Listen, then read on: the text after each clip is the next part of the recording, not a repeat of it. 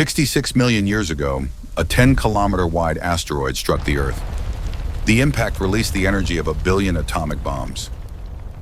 The 160 million-year reign of the dinosaurs ended in a matter of days. Over 75% of life on the planet vanished. In the sky, only a few resilient bird species remain. But nature never stands still. From the ashes of extinction, a new race for survival began. And in that race, one creature chose an evolutionary path none could have predicted. Not a reptile, not the timid mammals, but a bird.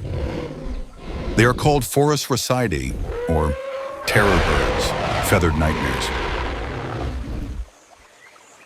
After the non-avian dinosaurs vanished, most surviving birds were small and timid. But in South America, things were different. For tens of millions of years, it was a giant, isolated island. The apex predator niche was completely vacant, and one branch of birds seized that opportunity. They abandoned the sky. Their wings atrophied, no longer used for flight, but for balance. Their legs grew long and powerful. Their bodies became enormous. In essence, terror birds were the reborn design of a carnivorous dinosaur. They are a perfect example of convergent evolution, when different species evolve similar forms to fill a similar role. They had the body of a bird, but the spirit of a raptor. Long legs for the chase, a muscular S-shaped neck for the strike, and a weapon more terrifying than any fang.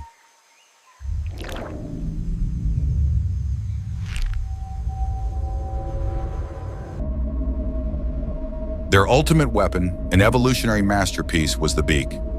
It wasn't just a beak, it was a sharpened battle axe. Scientists who have analyzed the skull of Phorusrhacos found it was structured to withstand immense vertical impact force. Their strike could generate up to 600 newtons, enough to penetrate thick hide or crush a prey's skull in a single blow. They didn't hunt like lions, which use their jaws to bite and hold on until the prey suffocates. Terror birds were far more brutal warriors. They used a strike, withdraw, strike again tactic. A peck like an axe blow coming down, aiming for the skull or the spine. If the prey still resisted, they would step back, wait, and then deliver another follow-up strike.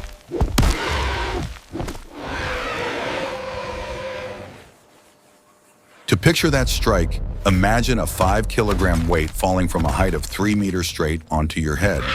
That is the power of the terror bird. For smaller prey, they didn't even need to use the axe. They would simply grip the prey, slam it against the ground until it was dead, and then swallow it whole. A 3-meter-tall, 150-kilogram killing machine. You might think them slow. You would be wrong. Analysis of their leg bones reveals a structure specialized for running. The metatarsals had fused into a single, rigid rod, a feature possessed by the fastest runners on the planet, from horses to cheetahs. Their speed is estimated to have reached 50 kilometers per hour, perhaps even 70 kilometers per hour in short bursts. That's as fast as a modern ostrich. They were steel-beaked cheetahs. They would chase, close the distance, use their small wings for balance during sharp turns, and then deliver the fatal strike. In their world, if you were spotted, the chase's outcome was all but decided. For nearly 60 million years, South America was their kingdom. They had no significant natural enemies, and they diversified to fill every ecological niche. There were small and agile species like Silopterus, which may have hunted in packs like wolves, specializing in taking down smaller prey.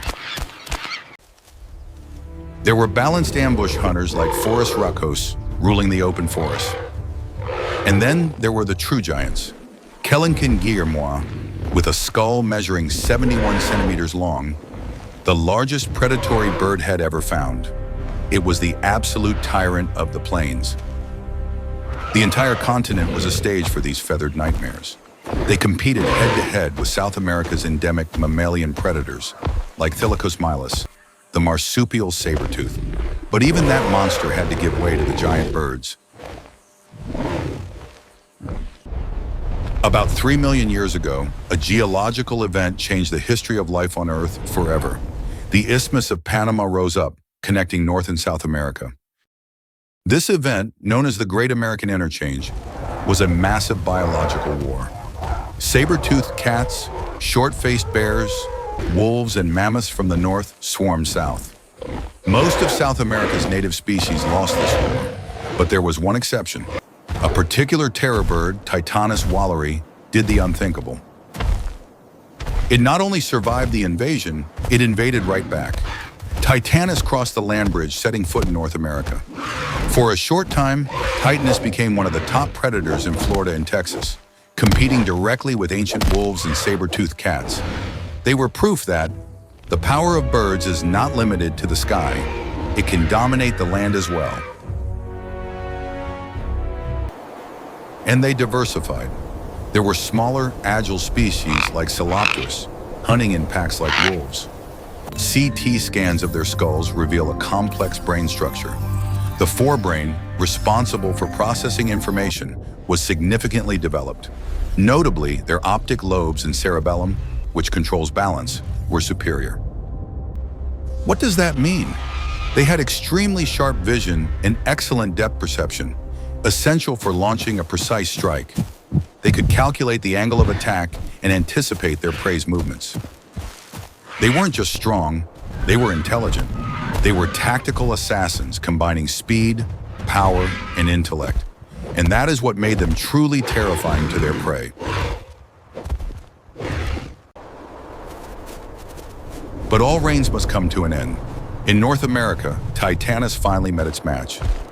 The predators from the north, the saber-toothed cat Smilodon, the short-faced bear Arctidus, and most fearsome of all, the packs of ancient dogs and wolves. Terror birds were solitary predators.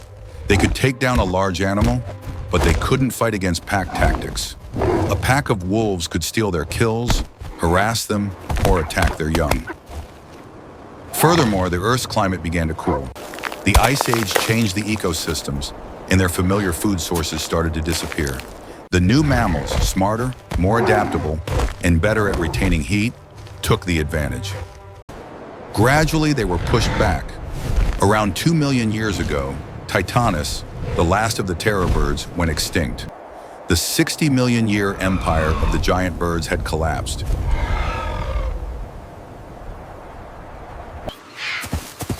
They are gone, but their legacy is not. Today, their closest living relatives are the small Seriema birds of South America. Watch how they hunt. They use their beaks to slam their prey against the ground. It is a faint echo, a genetic memory of an era when their ancestors were tyrants. Every time you see an eagle, you are seeing the power of that beak. Every time you see an ostrich, you are seeing the speed of those legs. From dinosaur to bird, from ash to apex predator, nature always finds a way to fill a power vacuum, and for an astonishingly long period of history, the Earth belonged neither to mammals nor to reptiles.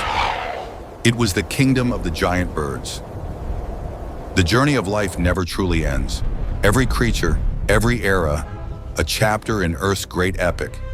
If you want to keep exploring the ancient roots of our planet, make sure to like, subscribe, and share your thoughts below, because the story of life continues. This is Journey of Roots.